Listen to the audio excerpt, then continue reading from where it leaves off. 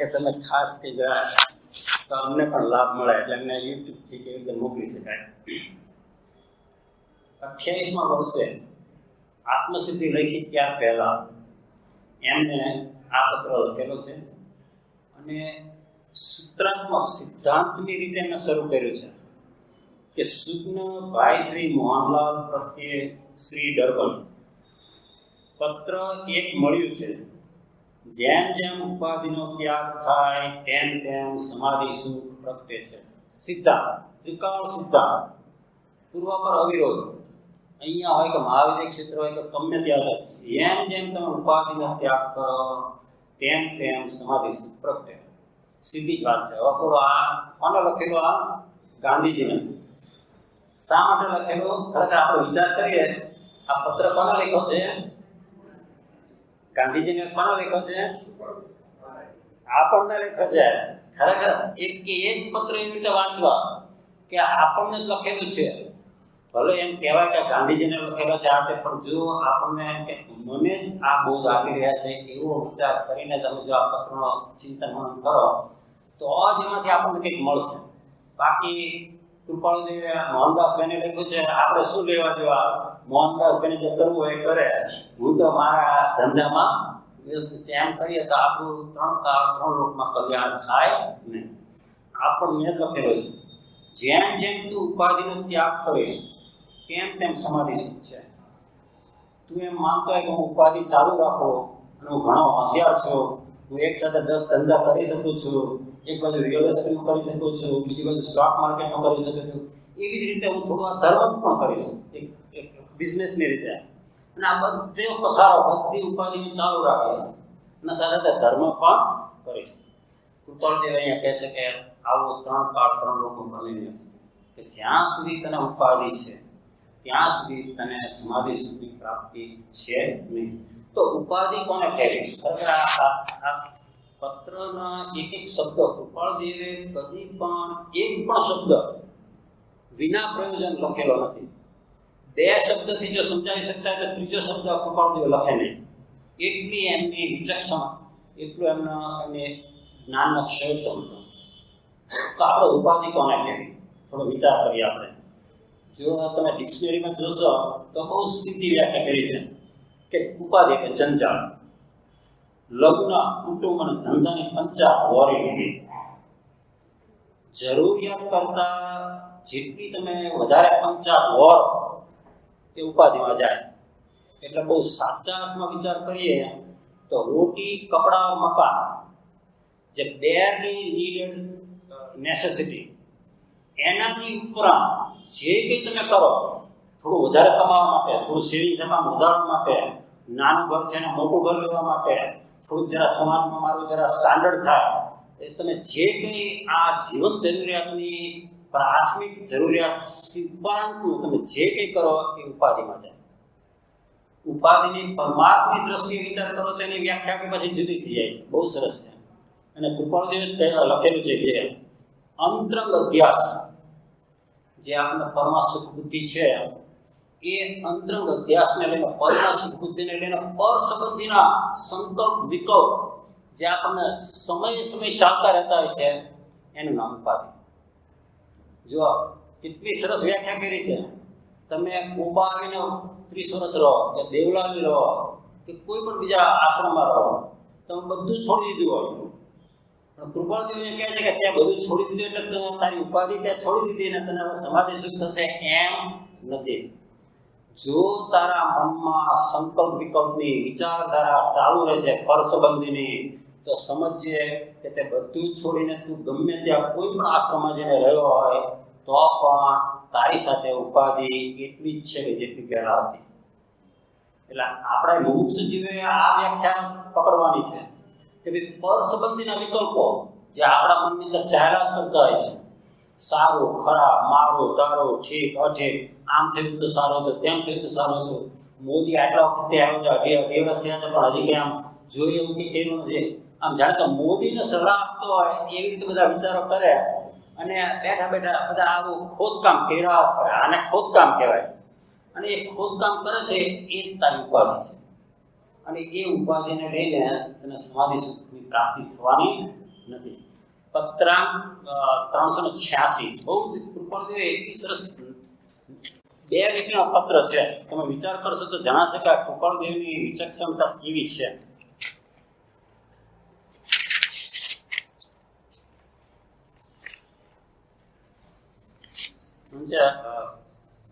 ગુકુભાઈ ગાદી કઢાવી નાખી એમ ને, કારણ કે પડોશી વાળી બેસવો હોય ને એ ન બેસાય. કારણ કે આવી રીતે બેસવાનું સામાન્ય રીતે જે રાજકારણી પુરુષ હોય, જે પ્રોફેસર હોય, જે બાકી ખરેખર તો આપણા ધર્મની અંદર પણોઠી વાળાને બેસીને શાંતિથી એવી રીતે એવી મુદ્રામાં બેસીને બોલીએ તો તે વધારે સારું. હા, ઓહ અચ્છા અચ્છા, એ વાત ખરી. એટલે હજી સુધી નથી આવી, પણ તમે કીધું છે એટલે કદાચ આવતી હશે એવું માનું છું. ના ના બરાબર.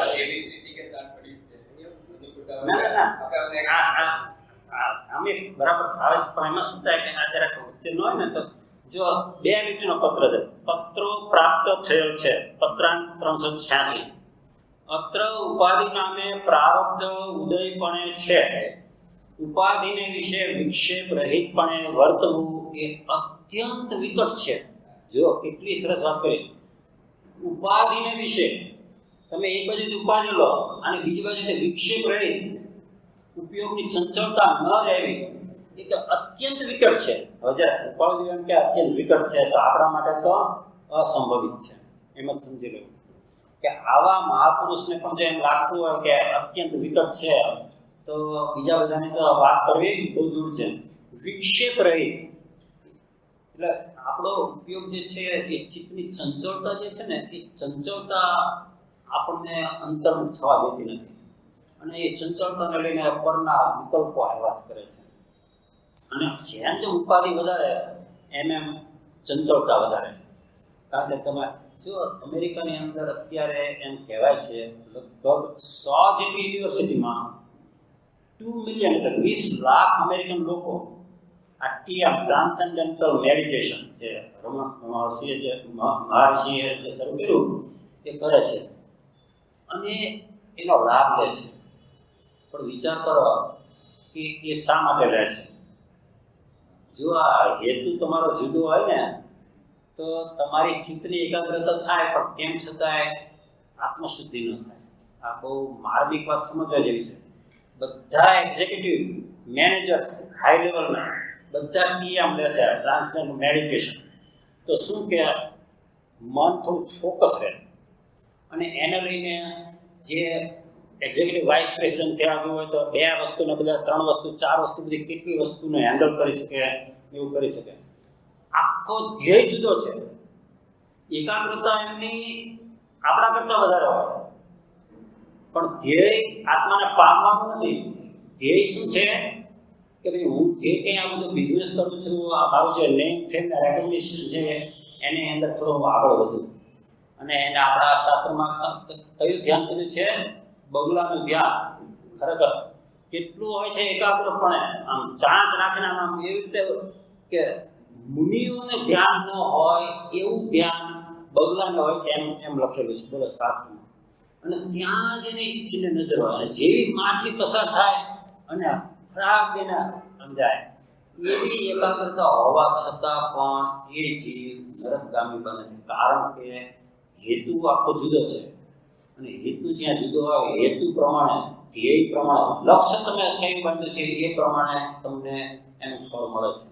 એટલે અહીંયા કૃપાળુદેવે બહુ સરસ કીધું કે અમને તો આ ઉપાધિ પ્રારબ્ધ ઉદયપણે છે. જો ઘણા જીવો એવું કહેતા છે શું કરીએ હવે આ બધું પથારો લઈને બેઠા છીએ હવે નીકળવું તો છે પણ જલ્દી નીકળાતો નથી ને બધી એવી મોટી મોટી વાતો કરતા. જો સાચા અર્થમાં પ્રારબ્ધ ઉદય ઉપાધિ કોને કહેવાય આ વિચાર કરવા જેવો છે. કૃપાળુદેવ પત્ની એટલે 2 જણા પોતે, 4 બાળકો એટલે કેટલા થયા? 6. નાના ભાઈ મનસુખભાઈ અને એમના ધર્મપત્ની એટલે 8 અને પાછા માતા પિતા 10. આ 10 જણાની અંદર કમાવાની ક્ષમતા ધરાવનાર એક જ વ્યક્તિ હતા અને એ કૃપાળુદેવ.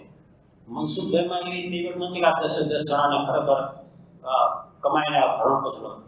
જો કૃપાળુદેવ બુદ્ધ ભગવાનને જેમ કે ભાઈ બધાને જે થવું હોય થાય અને પોતાના નવજાત શિષ્યને મૂકીને જે રાતોરાત નીકળી ગયા, એવું જો કૃપાળુદેવે કીધું કે ભાઈ મારે સર્વસન પરિત્યાગી થવું છે અને કમ વાટમે અને બીજા બધાનો જે થવો છે તે પ્રાર્થ, આ 10 જણા રસ્તા ઉપર આવી ગયા. ત્યારે કર્તવ્ય અને ફરજને આગળ રાખીને જે કરવું કે જે એમને કર્યું આ હીરામોતી ને ધંધો ને, એનું નામ ખરેખર પ્રારબ્ધ ઉદયયોગ રૂપની ઉપાધિ. પોતાના માટે નહોતા કરતા, જાણતા હતા કે જો હું નહીં કરું તો આ 10 વ્યક્તિ ફૂટપાથ ઉપર આવી જવાની છે અને કે મારે આ કરે છૂટકો છે, એટલા માટે એમને આ કર્યો. મોટાભાગના જીવો જે 5 ધંધા અને પાછો 6ઠો ધંધો લેતા હોય છે તો એની અંદર તો વધારે કમાવાનો ભાવ જ હોય છે. એટલે એ તો તૃષ્ણાનો જ પ્રકાર છે. કૃપાળુદેવ જેવા વિરલ વ્યક્તિ હોય છે કે જે આ ઉપાધિ એમને પ્રારબ્ધ રૂપ હતી અને એ સમજતા હતા. અને કે જ્યાં સુધી એટલા માટે એમને લખ્યું કે આ ઉપાધિ જ્યાં સુધી છે ત્યાં સુધી વિક્ષેપ રહી સમાધિપૂર્ણ એ કે થવું અશક્ય છે લગભગ. પછી આગળ શું છે એટલે ઉપાધિ જે છે આપણે ખરેખર સમજવા જેવો છે કે ઉપાધિ એ મેં જ પોતે ઊભી કરેલી ઉપાધિ છે અને એ ઉપાધિનો જ્યાં સુધી આપણે સંકેલો ન કરીએ ત્યાં સુધી કામ થવાનું નથી. અને એ જ બાબતમાં આગળ કહે કે જેમ જેમ ઉપાધિનું ગ્રહણ થાય તેમ તેમ સમાધિ સુખ હાનિ પામે છે. સમાધિ સુખ કોને કહેવું? કારણ કે આ જ્યાં સુધી આપણે સમજશું નહીં કે સમાધિ સુખ એટલે શું, સમવત્તા આદેશ એટલે દરેક પરિસ્થિતિમાં જે સ્વીકાર ભાવ, શાંત ભાવ સ્વીકાર, ગ્લેડ એક્સેપ્ટન્સ, નો રિએક્શન, એવી રીતનો જે સ્વીકાર ભાવ જે છે એને સમાધિનો અંશ કંઈક પ્રગટે. કારણ કે હવે એને વિક્ષેપ ન રહે, કોઈ વિકલ્પ ન રહે કે આમ થયું તો સારું હતું, તેમ થયું, પરિસ્થિતિનો સ્વીકાર કરી લો કે જે બને છે જે થાય તે યોગ્ય જ માનવામાં આવે અને બન્યું તે ન્યાય. આ જે આગળ રાખે એને પછી જે અનાદિની વૃત્તિ જે આપણા અવચેતન મનની અંદર પડેલી છે, જન્મ જન્માંતરના સંસ્કારો, ત્યાંથી બધા પ્રત્યાઘાતો ઉઠે છે. અને ઘણી વાર તો જીવ કહેતો હોય છે ને કે ભાઈ મને તો આવું કે બોલવાનું કે આવું કંઈ ખબર જ નહીં પણ કે આવું મારાથી થઈ ગયું. કારણ કે એની અનાદિની વૃત્તિ એટલી બધી જોર કરતી હોય છે કે ચેતન મન, જાગૃત મનને ઓવરરાઈડ વીટો વાપરીને એ અવચેતન મનમાંથી એ પ્રત્યાઘાત બહાર આવી જાય છે. અને ઘણા જીવો કહેતા છે ને કે ભાઈ મને તો આવું કરવાનો વિચાર નહોતો, મારે તો આવું કરવું નહોતું જોઈતું, પણ મને ખબર નહીં કે મારે કેમ આવું થઈ ગયું. કારણ કે એણે અનાદિની વૃત્તિનું સમાધાન હજી કર્યું નથી. એ અનાદિની વૃત્તિને ક્ષય કરવી એ જ ખરેખર ધર્મ છે. કારણ કે અનાદિની વૃત્તિ જ્યાં સુધી જાગૃત છે ત્યાં સુધી સંસાર ચક્ર અનંતાનુબંધીનો પ્રકાર ચાલુ રહેવાનો છે. અને એ આપણે આ પત્રની અંદર બહુ સરસ રીતે કૃપાળુદેવે લીધેલું છે ને આપણે આગળ જોઈશું. એટલે સમાધિ જે છે એ સહજ સમાધિ, સાચા અર્થમાં સમાધિની શરૂઆત ચોથે ગુણથી થાય. કારણ કે ત્યાં સ્વાનુભૂતિ થઈ, ત્યાં હવે અંતરંગ સમ્યક પરિણતિ, હવે અંતરથી ઉપયોગનું જોડાણ પોતાના ચૈતન્ય સ્વરૂપ સાથે થઈ ગયું. અને એ જોડાણ હવે અહીંયા ઉપાશ્રયમાં આવ્યા છીએ કે કોઈ સ્થાનકમાં આવ્યા છીએ ત્યારે જ એમને સતત નિરંતર ધારામાં અને એ હવે જીવને અનંતાનુબંધીથી દૂર રાખે છે. અને એક પ્રકારનો માઇન્ડસેટ છે. જો તમે લગ્ન કર્યા હોય અને તમારી પત્ની હોય અને તમે બીજા કોઈ પણ પત્નીની સાથે વાત કરતા હોય, બીજી કોઈ પણ સ્ત્રીની સાથે, તો તમારે કંઈ એમ કહેવું પડે ભાઈ જો રમેશ ધ્યાન રાખજો, આ તારી પત્ની નથી, આ તો બીજાની પત્ની છે. કેવું એક માઇન્ડસેટ કરી નાખ્યું છે. ખબર છે કે આ સામેની વ્યક્તિ છે એ મારા સ્પાઉસ નથી, મારી પત્ની નથી. અને સહજ રીતે પછી આપણું મર્યાદાપૂર્ણ વ્યવહાર થાય છે. કારણ કે મનનું એવી રીતનું સેટ થઈ ગયું છે. એવી રીતે જ્ઞાની પુરુષને સમ્યક દર્શન થયા પછી, સ્વાનુભૂતિ થયા પછી અંતરંગ પરિણતિ સેટ થઈ ગઈ છે. એ પછી પત્નીની સાથે વ્યવહાર કરતા હોય, હીરામોતીનો ધંધો કરતા હોય, વિહાર કરતા હોય, ખાતા હોય, પીતા હોય, દરેક વખતે અંદરથી અંતરંગ પરિણતિ એમની પોતાના શુદ્ધ ચૈતન્ય સ્વરૂપની સાથે જોડાયેલી હોય. અને એને લઈને બહારમાં વિચરે ઉદય પ્રયોગરૂપ હોવા છતાં, બધું કરતા હોવા છતાં પણ એ બંધાતા નથી, કારણ કે અંદરથી એ નિર્લય નિરાળા રહે છે. અને એ જ સાચો ધર્મ છે. એટલે સમાધિની સાચી શરૂઆત ચોથે ગુણસાનથી થાય છે. પણ તેમ છતાંય જે જીવ મુમુક્ષુ દશામાં આવ્યો છે, જે જીવ અપુનર્બંધક દશામાં આવ્યો છે, જેને ખરેખર થોડું છૂટવાની અંદરથી ભાવના થઈ છે, એને પણ સંકલ્પ વિકલ્પની મંદતા થતી જાય છે. અને એ સંકલ્પ વિકલ્પની મંદતા ત્યાંથી જ ખરેખર થોડું સમાધિનું સુખ તમે કહો, થોડો અંતરનો આનંદ કહો, તમને અંદરથી જેમ થાય કે હું સાચા માર્ગ ઉપર છું, આ જ સાચો માર્ગ છે. ભલે મારી કાળવૃદ્ધિ જ્યારે પાકવાની છે ત્યારે જ પણ માર્ગ મને મળી જ ગયો છે, અને આજે નહીં તો કાલે પણ મારું કામ થવાનું છે. એવી અંદરથી જ એક પ્રતિતિ, એવો અંદરથી જ એવો વિશ્વાસ આવે. અને કદાચ કોઈ ભારકર્મી જીવ હોય, કદાચ એને થોડો કાળવૃદ્ધિ પાકતા વાર પણ લાગે, પણ અંદરથી એને વિશ્વાસ આવે કે હું જે કરી રહ્યો છું બરાબર કરી રહ્યો છું. અને પત્રાંગ 537 આના ઉપર બહુ સરસ ખુલાસો કરે છે. અજ્ઞાનના કારણો ટાળવાની હિંમત ન ચાલતી હોય, અને સત્સંગ કરતો હોય, સ્વાધ્યાય કરતો હોય, બધું કરતો હોય, તેમ છતાં પણ અજ્ઞાન ટળતું ન હોય, તો કૃપાળદેવે બહુ સરસ જવાબ છે. તો પણ ધીરજ રાખીને વિશેષપણે તું સત્સંગ, સ્વાધ્યાય, સત્સમાગમ કરતો રહેજે. કેમ કે જેને નિવૃત્ત થવાની બુદ્ધિ છે, અને જેને નિશ્ચય જે ઉપાય છે, એટલે કે જેને સમસ્ત સંસાર કારાગૃહ રૂપ લાગ્યો છે, એ જીવને હવે અજ્ઞાન નિરાધાર થયું ટકી શકે નહીં. કારણ કે અજ્ઞાનને 3 આધાર. એક આધાર નિવૃત્ત થવાની બુદ્ધિ ન હોવી, અજ્ઞાનનો ભય ન હોવો, જેને બીજા અર્થમાં કહીએ. બીજો આધાર કે ભાઈ આ સંસાર એકાંતે દુઃખમય છે, ભયાકુળ છે, રાગ દ્વેષના પ્રાપ્ત ફળથી બળતો છે, એવો નિશ્ચય ન હોવો. ઊંડે એના સંસારનું સુખ વર્તતું હોય, સંસારની મીઠાશ વર્તતી હોય. વાલક કૃપાળદેવ પત્રાંગ 331 કે જ્યાં સુધી આ ભ્રાંતિગત સંસારમાં તને વાલક વર્તે છે, ત્યાં સુધી તારું સ્વરૂપને સમજણ થવી પણ એ અસંભવિત કીધી છે. મુશ્કેલ નહીં, અસંભવિત. સારી પ્રસંગ અને પ્રતાપમાં અસંભવિત, મુશ્કેલ નહીં, અસંભવિત. અને એ જ વાત અહીંયા કરે છે.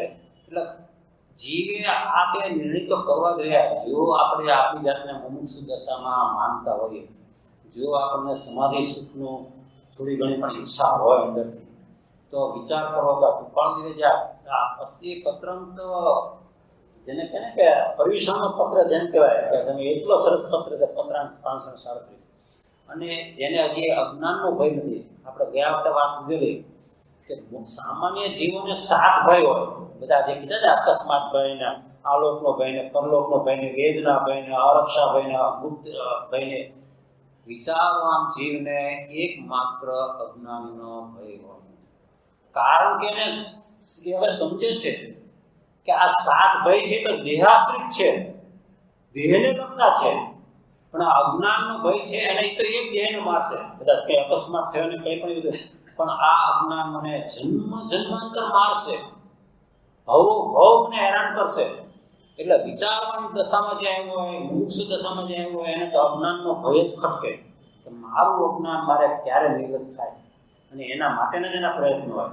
અને એને જો છૂટવાની ભાવના ન હોય, સંસાર કારાગૃહ ન પાસતો હોય, તો સમજવું કે હજી એને મોહાશક્તિથી મૂંઝાયો નથી.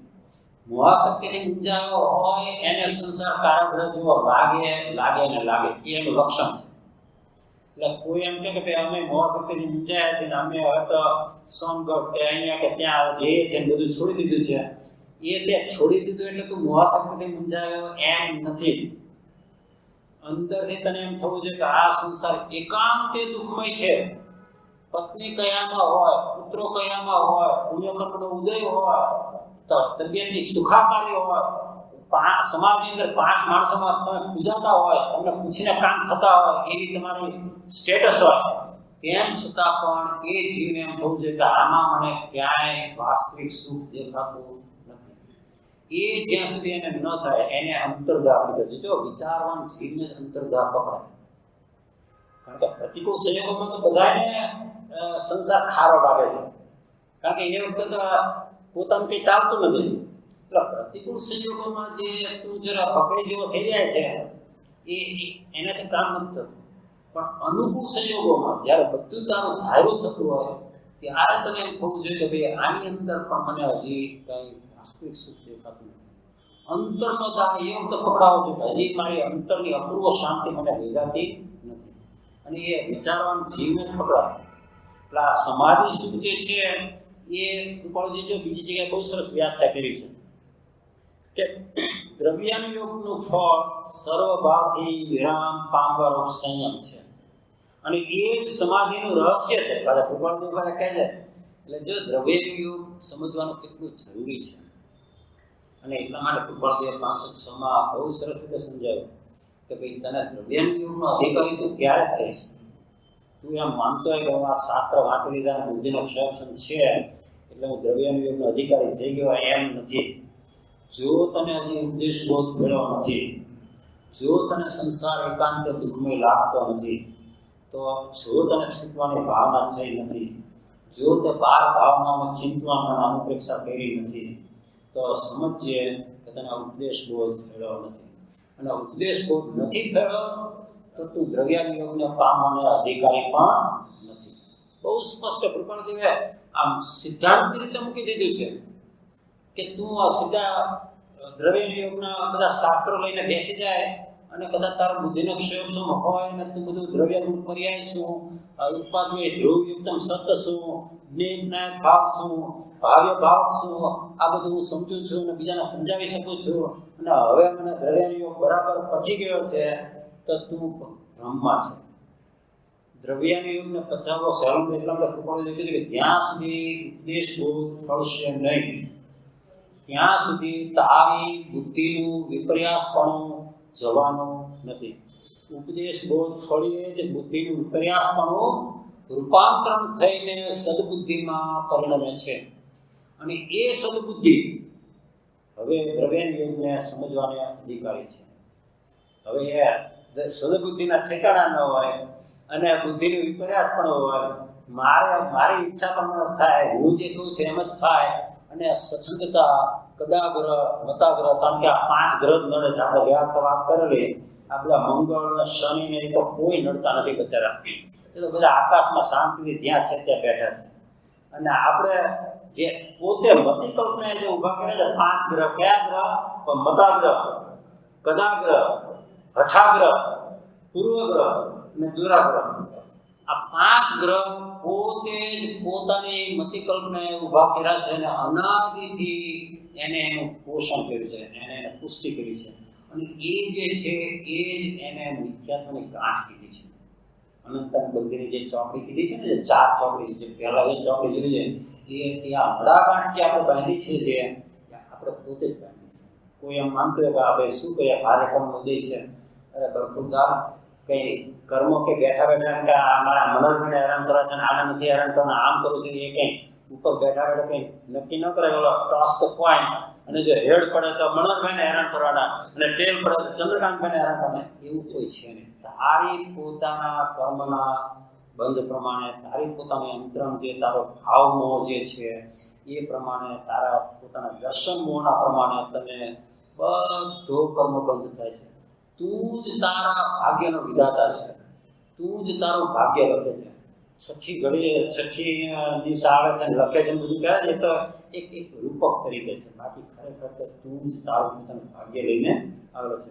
એટલે અને કૃપાળુજી બીજી કે આત્મ શાંતિ જે જિંદગીનો ધ્રુવ કાપ્યો છે, તે જિંદગી ગમે તો મોટાઈ કે નિર્ધન હોય, નિવસ્ત્ર હોય, તો પણ પરમ સમાધિનું સ્થાન છે. જો સમાધિ કોને થાય કે ભલે એ નિર્વસ્ત્ર હોય, ભલે કદાચ ખાવાના ફાંફા પડતા હોય, પણ તેમ છતાં જો આત્મ શાંતિ એ જિંદગીનો ધ્રુવ કાંટો છે, એ તારું લક્ષ્ય છે, એ તારો ધ્યેય છે, તો તું ખરેખર પરમ સમાધિને આજે નહીં તો કાલે પણ તું પામીશ. એટલે આ સમાધિ જે છે અને એને બીજી રીતે પણ સમજાય કે ધ્યાન, ધ્યાતા અને ધ્યેય એ ત્રણ એક થઈ જાય ત્યારે એને સમાધિ કહેવાય. બહુ સીધી વાત છે કે તારો ઉપયોગ જે બહાર બધે ફરે છે એ ઉપયોગ તું બહારથી લઈને તું જ્યારે એને અંતર્મુખ કરે અને તારા પોતાના આત્માની સાથે એને તું અભેદ કરે ત્યારે તને સમાધિ સુખ પ્રગટે છે.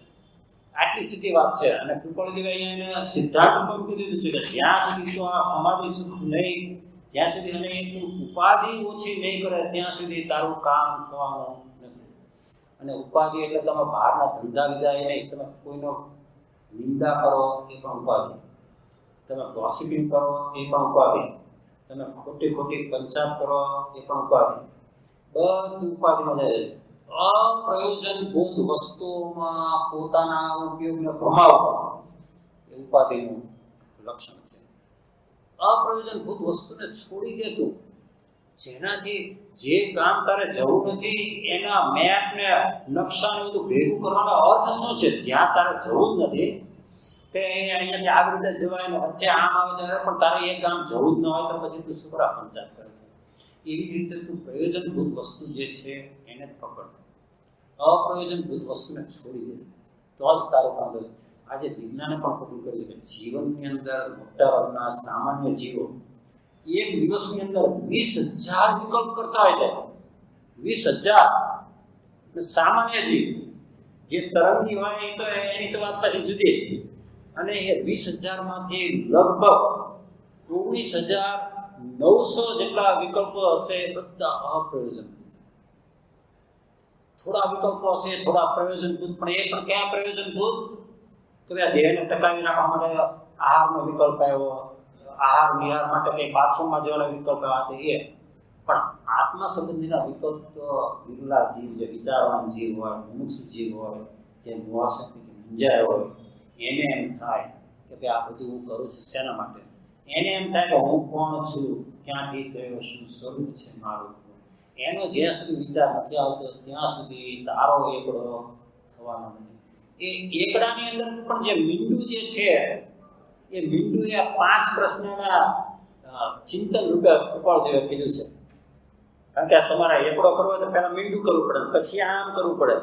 એ જે એકડાનું મીંડું છે એ 5 પ્રશ્ન જે કૃપાળદેવે મૂક્યા છે ને એ છે. હવે એ જીવ હજી એકડાના મીંડાના ઠેકાણા નથી, તો એ શું કરવાનો છે? જેને આપણે ગામઠી ભાષા કે લીટડા કરે છે પાટીમાં, કે હજી એકડો તો નથી આવડતો પણ લીટડા આડાવડા કરે છે.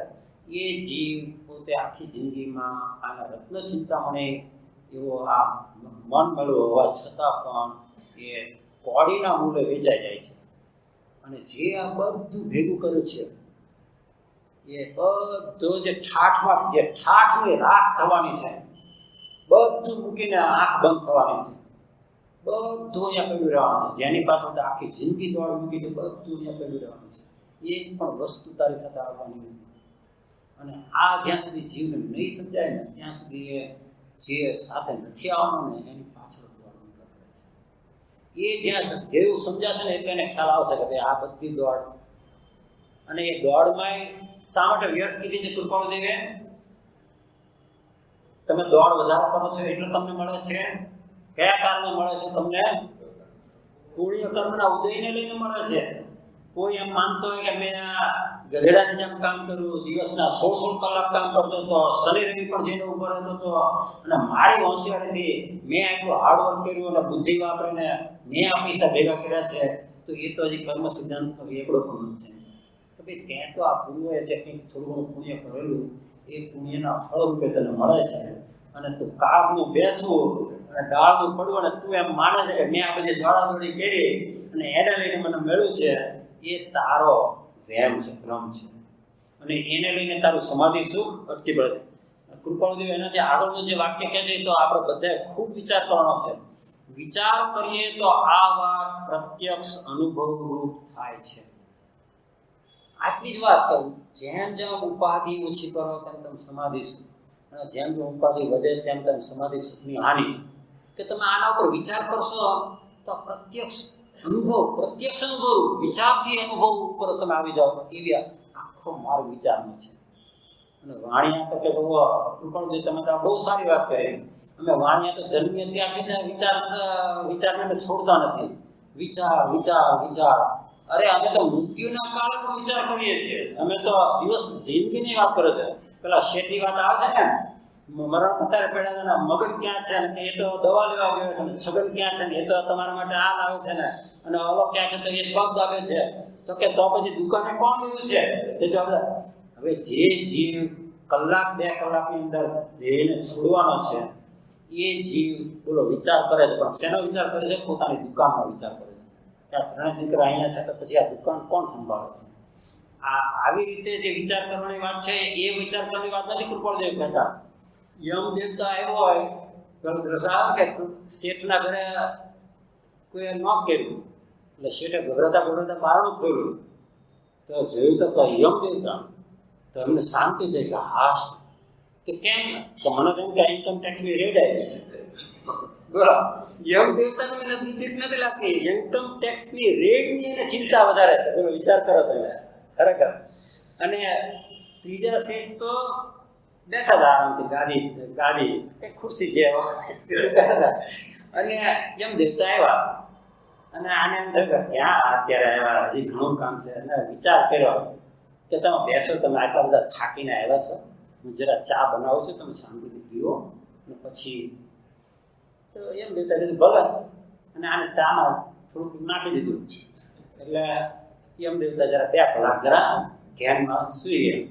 અને આને એમ દેવતાનો આખો મોટું લિસ્ટ ચોપડો જોયો અને પોતાનું પહેલું નામ જોયેલું ચેકી નાખ્યું અને છેલ્લે જે હાવ છેલ્લે પોતાનું નામ લખી નાખ્યું કે હવે હમણાં મને નહીં લઈ જાય.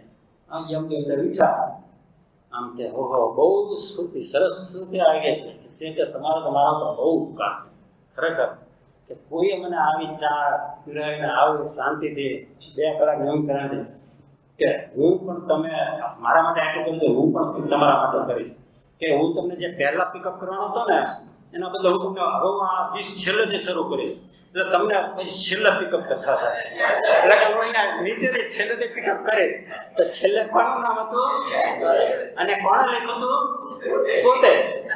ખરેખર વિચાર કરો, જીવ પોતે જ પોતાના પગ ઉપર કુહાડો મારતો હોય છે અને એમ માને છે કે આ નિમિત્તને લઈને હેરાન થયો, આને લઈને હું હેરાન થયો, આને લઈને હેરાન થયો. એટલે વાણિયા કહે છે કે અમે તો કૃપાળદેવ તમે બહુ સારી હતી કે વિચાર કરીને કર વિચાર તો પામ, એમ વિચારી અંતરે શોધે સદગુરુ યોગ. તો અમે તો આ રીતે વિચાર કરીએ. કૃપાળદેવ કહે છે કે આ વિચારની વાત નથી, આત્મવિચારની વાત છે.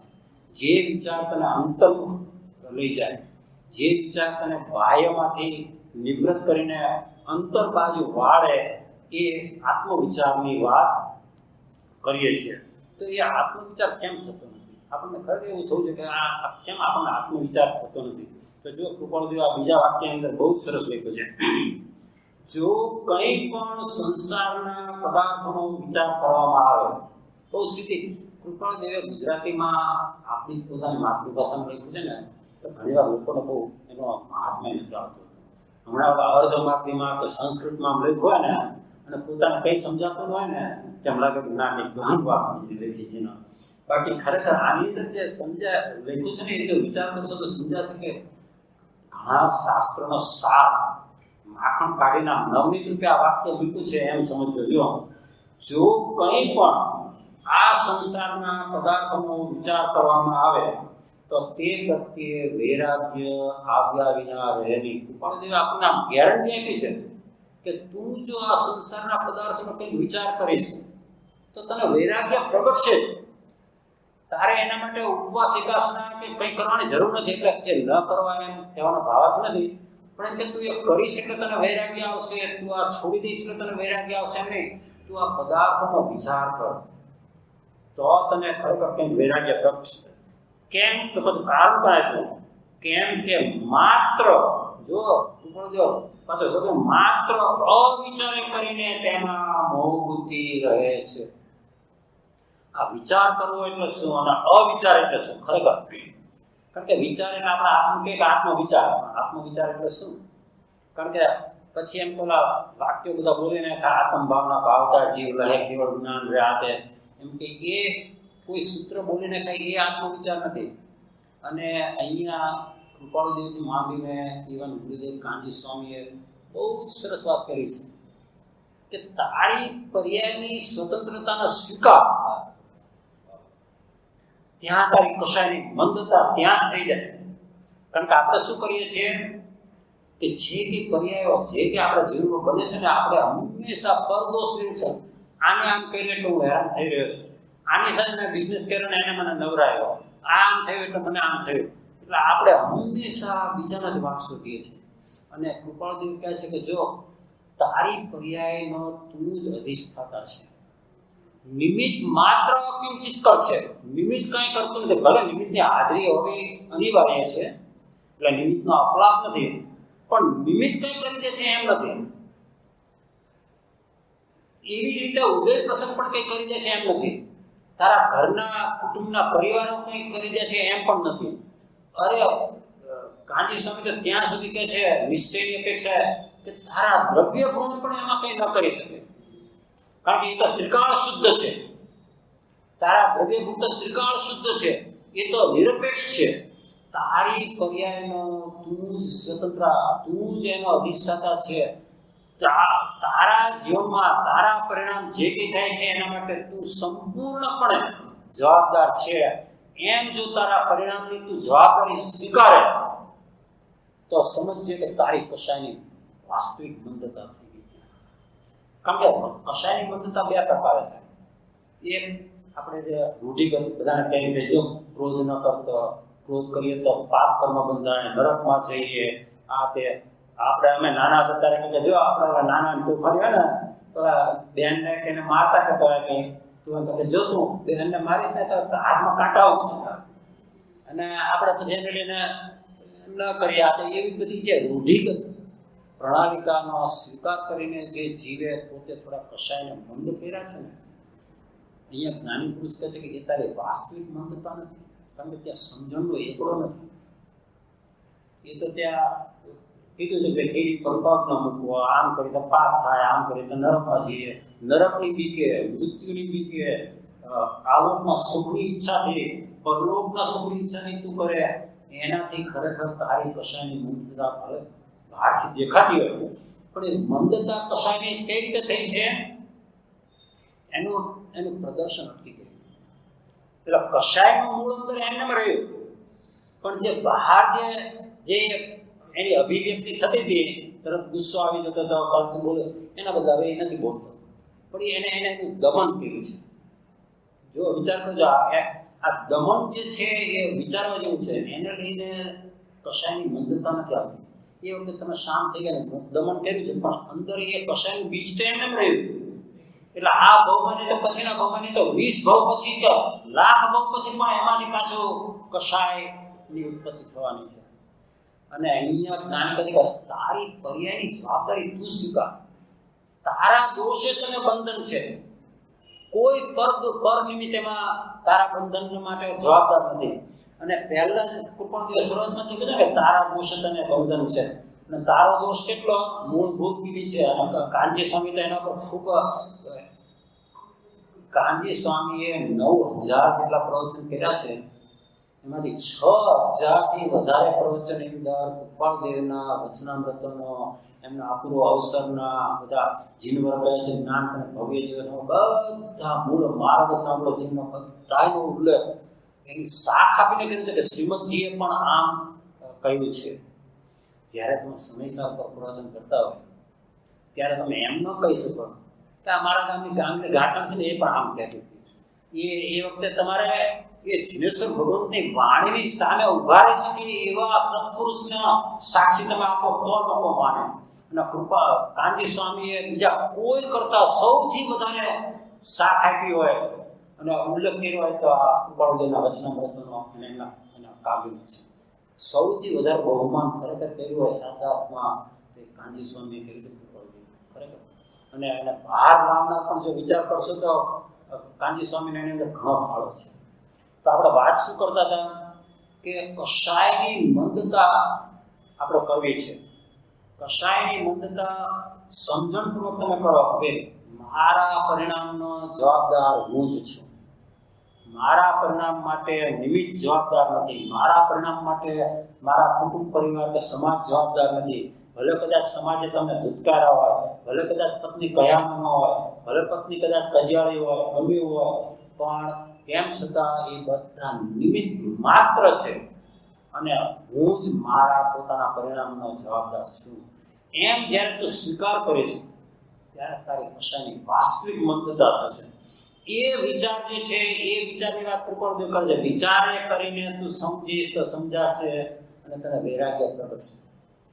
આનું નામ વિચાર છે કે ભાઈ આ બધું જે કંઈ થાય છે યોગ્ય માનવામાં આવે, ભલે આપણે માની લઈએ, પણ વિચાર કરીને એને સ્વીકારવાનું છે. એમને કૃપાળુદેવે કીધું છે કે આંખ બંધ કરીને, અને સાચું છે, પણ તેમ છતાં આપણા શાસ્ત્રમાં બહુ સ્પષ્ટ રીતે કીધું છે જિનેશ્વર ભગવંતના વચનો પણ, કોના? કૃપાળુદેવને નહીં, એનાથી પણ ઉપર જિનેશ્વર ભગવંતના વચનો જો તે અંધશ્રદ્ધાથી સ્વીકાર કર્યો તો તારું કલ્યાણ થવાનું નથી.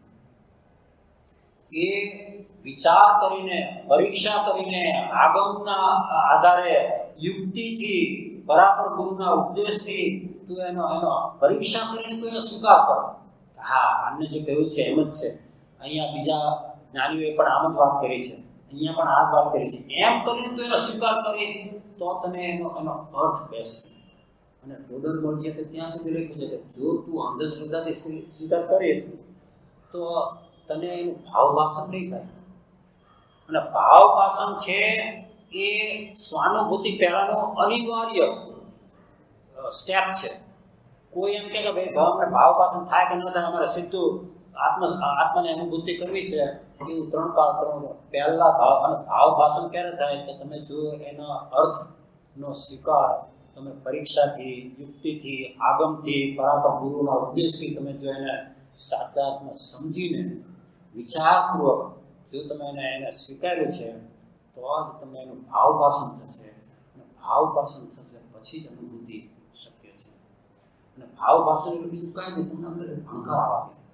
જેમ પતિવ્રતા સ્ત્રી હોય છે, પતિ બહારગામ ગયો હોય અને ઉપરથી અવાજ આવતો હોય ને તો એને એવા ભણકાર આવે કે મારો પતિના પગલા એ ચાલતો હોય, આ ભલે પેલો 10,000 દૂર ગયો, એનું માઇન્ડ સેટ એવું થઈ ગયો કે બધાના વિચાર શરીરમાં પતિ પતિ પતિ પતિ હોય અને એનું ભાવ ભાષણ થતું હોય.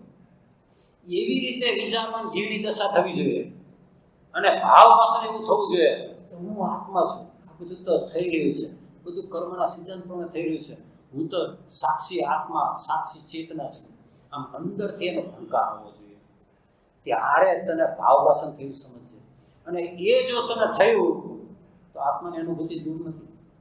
તું સમ્યક્તાના આંગણે આવી ગયો અને પછી તો જીવી સ્વકાળ તારો પાકશે અને તને સ્વાનુભૂતિ નિયમિત થશે.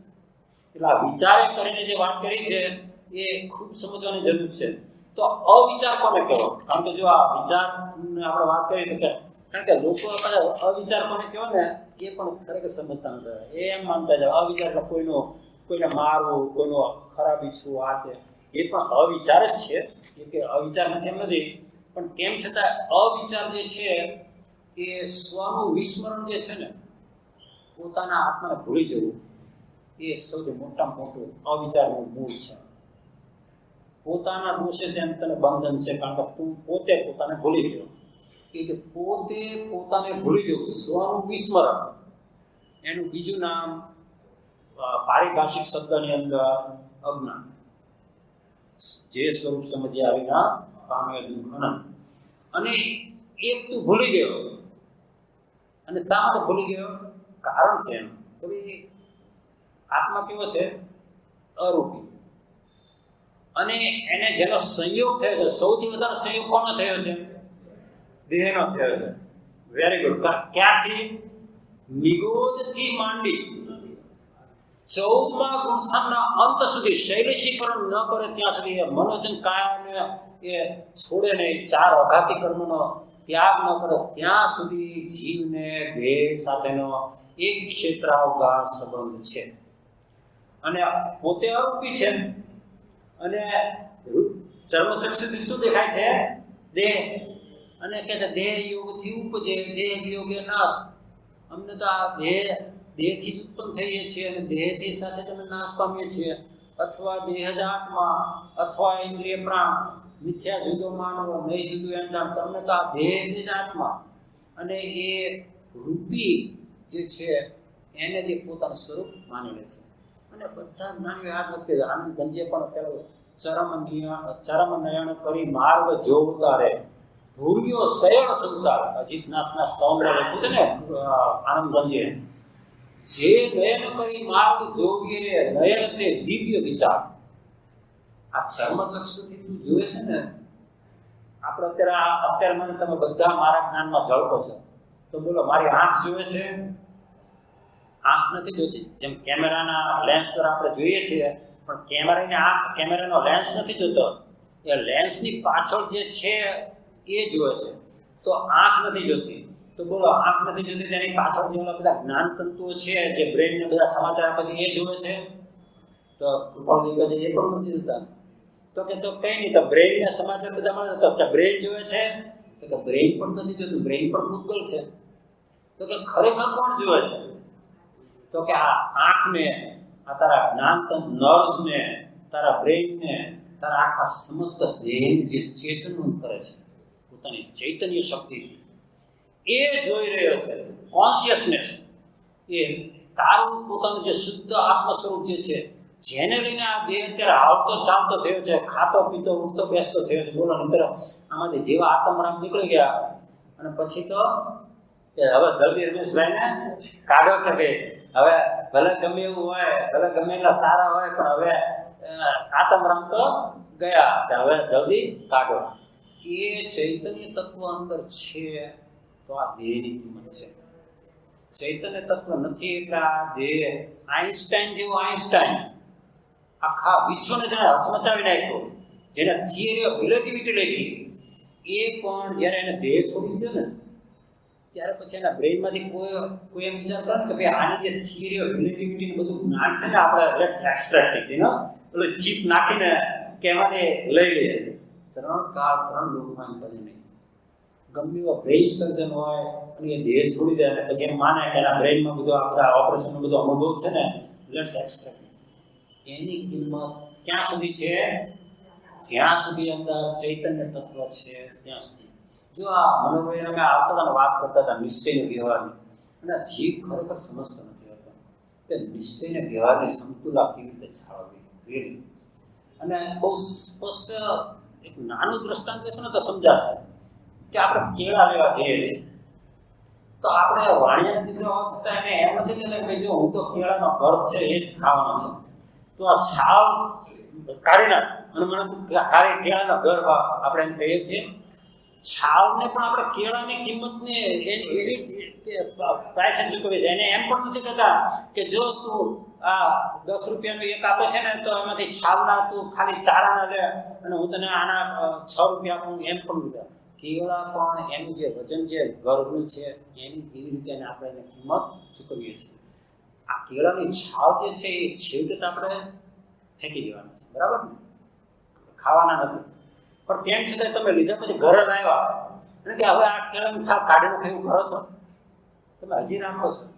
જ્યાં સુધી કેળું પાકે નહીં, પરિપક્વ ન થાય, પરિપક્વ થયા પછી પણ તમે જ્યાં સુધી ખાવા માટે તૈયાર નથી ત્યાં સુધી તમે છાલને કાઢશો નહીં. તમે ઘરે આવી એમ નહીં કહો કે હવે તો ઘરે આવી ગયા છે ને ચલો છાલ કાઢીને અહીંયા મૂકી રાખો, પછી 6 કલાક પછી એ કેળું ખાઈશ, એવું પણ આપણે નહીં કરતા. જ્યારે આપણે ખાવું હોય ત્યારે જ આપણે એ છાલને દૂર કરીએ છીએ અને આપણે એ કેળાનો ઉપયોગ કરીએ છીએ.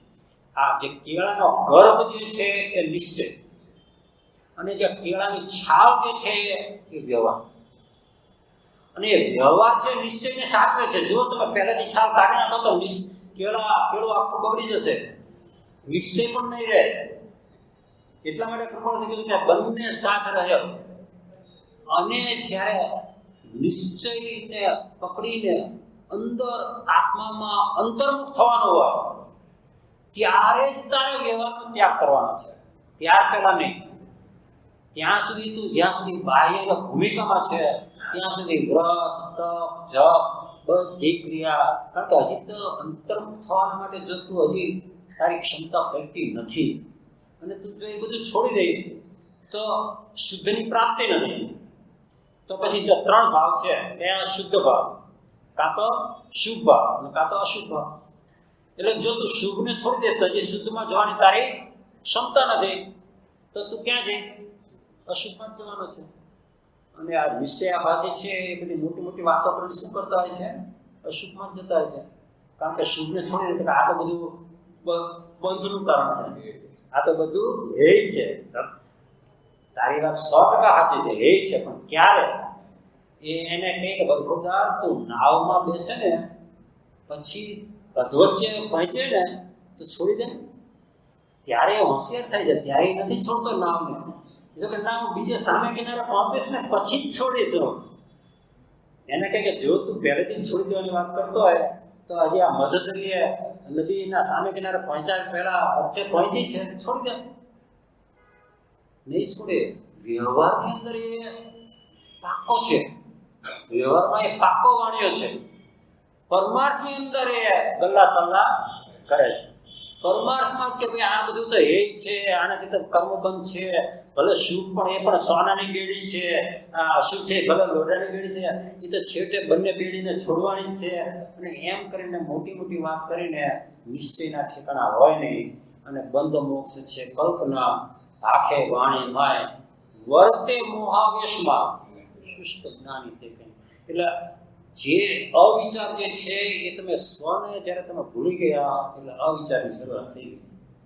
કારણ કે તમે બહારનો જ વિચાર કરશો.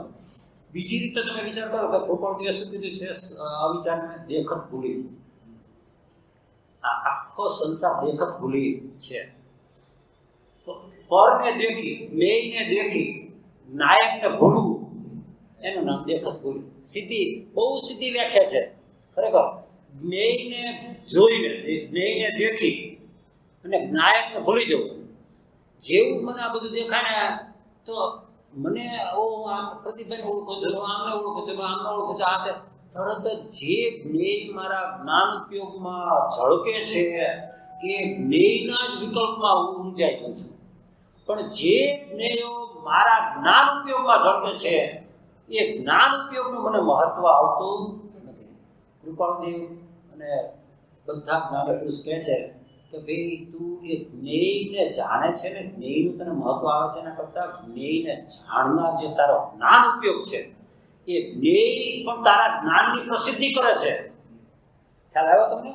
દર્પણ છે, કારણ કે શા માટે? જો આ સામાન્ય દર્પણ જે છે ને એ તો રૂપી છે. એટલે તમે દર્પણ અહીંયા રાખ્યો હોય તો દર્પણમાં તમે બધા ઝળકો તો દર્પણને પણ તમે જોઈ શકો છો અને અંદર પ્રતિબિંબિત જે બધું થતું એને જોઈ શકો છો. પણ જ્ઞાન ઉપયોગ છે અરૂપી દર્પણ છે. બહુ આ સમજવા જેવું છે. જ્ઞાન ઉપયોગ છે એ અરૂપી દર્પણ છે, કારણ કે આત્મા પોતે અરૂપી છે એટલે અરૂપીનું લક્ષણ પણ અરૂપી જ હોય. એમાંથી જે સમયે સમયે જ્ઞાન ઉપયોગ પ્રગટે છે એ પણ અરૂપી જ હોય. પણ એ અરૂપીને રૂપી કરનાર કોણ? તો કે બધા જ્ઞેયો. અત્યારે મારે વિચાર કરો કે મારો જ્ઞાન ઉપયોગ ક્યાં છે? તો કે આ બધું જે દેખાય છે ને એ જે દેખનાર જે છે ને એ જ હું છું. જે જણાય છે તે નહીં, પણ જે જાણનારો તે હું છું. અને આપણને જે જણાય છે એનું મહત્વ આપે છે. કોઈ આપણને કોઈનો હીરો બતાવતા હોય તો આપણને તરત એનું મહત્વ આપે. કોઈ આપણને નવો સેલ ફોન બતાવતા હોય તો બહુ સરસ છે, હમણાં જ આઈફોનનો બહાર નીકળ્યો છે, કેટલામાં લીધો, ફલાણો દીધો, તરત જ આપણો ઉપયોગ ત્યાં ખેંચાઈ જાય છે. પણ સેલ ફોનને જાણનારાનો પહેલાં તો વિચાર કરતું, એ ત્યાં બેઠો છે તો તું સેલ ફોનને જાણી શકે છે. અને જો એ નથી તો સેલ ફોન તો શું, સામેથી તીર્થંકર ભગવાન પણ તારી સામે આવીને ઉભા રહેશે તો પણ તું મૃતદેહ તું એમને ઓળખી શકીશ નહીં. એ તારા આંખની અંદર પ્રતિબિંબિત થતો હોવા છતાં જો જેવો દેહ છૂટી જાય તો હજી તો બ્રેઇન એવું ને એવું જ છે, આંખ પણ એવી ને એવી છે, શરીર પણ એવું ને એવું છે.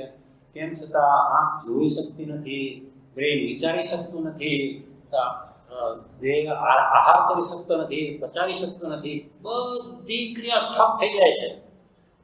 કેમ ઠપ થઈ ગઈ? એ બધી ક્રિયાને ચેતન કરનાર ચાલો, અને એનો વિચાર એને નથી આવતો, એનું નામ જ અવિચાર. આ દેખત ભૂલી એટલે જ્ઞેયોની અંદર લુપ્ત થઈ જવું, એના જ વિચારોમાં અટકતા રહેવું, સારું ખરાબ, મારું તારું, ઠીક અઠીક, આમ થયું તો સારું હતું, તેમ થયું, એ બધું અવિચારમાં જાય. અને એનાથી પણ આગળ કૃપાળદેવે કીધું કે અદ્રષ્ટ ફળનો વિચાર ન થવો એ જ અવિચાર છે. વિચાર કરજો. જો આ વાક્ય છે ને એ જીવને મોક્ષ દશામાં લાવી દે. કે તું જેટલું કરે છે ને, ગુરજીએફ જે થઈ ગયો ને ફિલોસોફર મોટો, તો એને એના પિતાએ કંઈ મોટું વારસામાં આપ્યું નતું કે આ મોટું એસ્ટેટ ના કરે. એને ખાલી એટલું જ સલાહ આપી, મરણ પથારી હતા, કે દીકરા તું કંઈ પણ થાય તારા જીવનમાં, તું તરત જ કંઈ પ્રત્યાઘાત ન આપતો. 24 કલાક તું રાહ જોઈને પછી તારા જે કંઈ રિએક્શન આપવું હોય, જે કંઈ તારે કરવું હોય, કોઈને મારવો હોય, આ કરવું હોય, તે બધું તારે જે કરવું હોય તું 24 કલાક પછી કરજે. અને એ ગુરજીએફ મહાન ફિલોસોફર થયો. અને એને પોતે લખ્યું છે કે આજે હું જે કંઈ છું એ મારા પિતાને એક આટલી નાની સલાહના કારણે હું છું. તમે વિચાર કરજો કે આપણે તરત જ જે આવેશમાં આવી એના રિએક્શન આપીએ છીએ ને, એ પછી તમે વિચાર કરશો ને થોડાક વખત પછી તેમ થશે કે સારું આ અમે ન કર્યો તો સારું હતું. જ્યારે પ્રસંગ બને છે ત્યારે એ પ્રસંગ આપણને બહુ મોટો લાગે છે. એણે મને આવું કીધું જ કેમ, એ સમજે છે શું એના મનમાં, હું એને જોઈ લઈ સાથે. અને પછી જેમ જેમ સમય જતો જાય ને એમ તો 12 મહિના પછી એ પ્રસંગનો વિચાર કરશો ને તો તમે જ એ પ્રસંગ ઉપર હસશો કે સાહેબ આવી આટલી નાની બાબત હતી ને હું તડી પડ્યો હતો. તમે એ 12 મહિના પછી તમે એના ઉપર દ્રષ્ટિપાત કરશો ત્યારે તમને એ એટલી નાની દેખાશે કે તમને પોતાને એમ થશે કે મેં આ શું કર્યું હતું, આ મૂર્ખામી હતી, આવા સરદારજી વેળા મેં શા માટે કર્યા. વિચારવાન જીવ એ છે કે 12 મહિના પછી નહીં, પણ એ જ્યારે થતું હોય ને ત્યારે એને નાની વાત દેખાવી જોઈએ. ત્યારે એને એમ થવું છે કે ભાઈ આ તો શુલભ છે, એવું બોલ્યો તો એના ભાવ એને મુબારક, કે આવું બોલ્યો છે તો એને થાય છે. અને એમ કરીને તમે એને છોડી દો તો ખરેખર કંઈ થાય નહીં.